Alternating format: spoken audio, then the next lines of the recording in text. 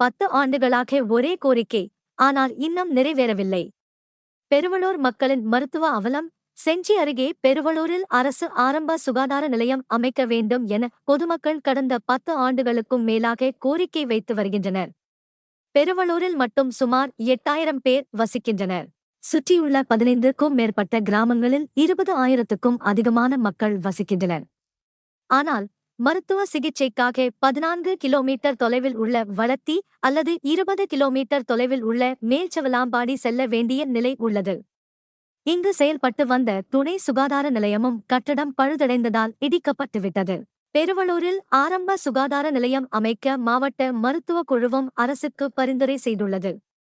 சட்டசபையிலும் கோரிக்கை வலியுறுத்தப்பட்டுள்ளது. 10 ஆண்டுகால கோரிக்கைக்கு அரசு தீர்வு காண வேண்டும் என கோரிக்கை விடுத்துள்ளனர். மேலும் செய்திகளுக்கு திண்டிவனம் செய்திகள் சேனலை சப்ஸ்கிரைப் பண்ணுங்க.